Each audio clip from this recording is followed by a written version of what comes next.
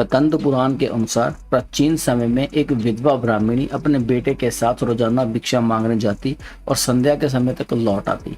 हमेशा की तरह एक दिन जब वह भिक्षा लेकर वापस लौट रही थी तो उसने नदी के किनारे एक बहुत ही सुंदर बालक को देखा, लेकिन ब्राह्मणी नहीं जानती थी कि वह बालक कौन है और किसका है। दरअसल उस बालक का नाम धर्मगुप्त था और वह विदर्भ देश का राजकुमार था। उस बालक के पिता, जो कि विदर्भ देश के राजा थे, दुश्मनों ने उन्हें युद्ध में मौत के घाट उतार दिया था और राज्य को अपने अधीन कर लिया। पिता के शोक में धर्मगुप्त की माता भी चल बसी और शत्रुओं ने धर्मगुप्त को राज्य से बाहर कर दिया था। बालक की यह हालत देख ब्राह्मणी ने उसे अपना लिया और अपने पुत्र के समान ही उसका पालन पोषण किया। काफी समय बाद ब्राह्मणी अपने दोनों बालकों को लेकर देव योग से देव मंदिर गई, जहां उनकी भेंट ऋषि शांडिल्य से हुई। ऋषि शांडिल्य एक विख्यात ऋषि थे जिनकी बुद्धि और विवेक की हर जगह चर्चा थी। ऋषि ने ब्राह्मण को उस बालक के अतीत यानी उसके माता पिता की मौत के बारे में बताया।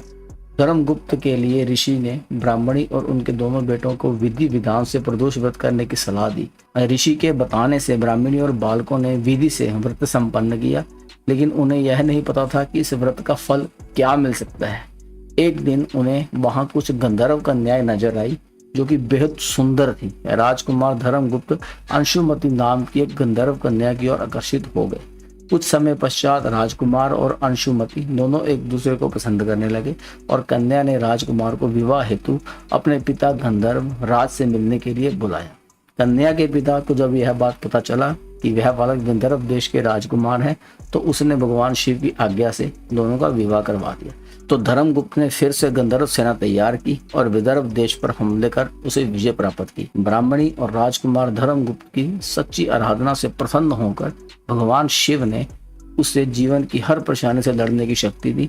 यकीन मानिए यह प्रदोष व्रत का ही फल था जो वापस अपने राज्य को जीत सका। सनातन धर्म में यह भी मान्यता है कि जो मनुष्य प्रदोष व्रत के दिन शिव पार्वती की पूजा करेगा या प्रदोष व्रत की कथा सुनेगा, उसे 100 जन्मों तक किसी भी परेशानी का सामना नहीं करना पड़े। इसी के साथ आज की कथा का समापन करते हैं। आशा करता हूँ आपको प्रदोष व्रत की कथा काफी अच्छी लगी होगी। कमेंट सेक्शन में हर हर महादेव लिखकर अपनी हाजिरी जरूर लगवाते जाना। जय शिव भोलेनाथ, हर हर महादेव।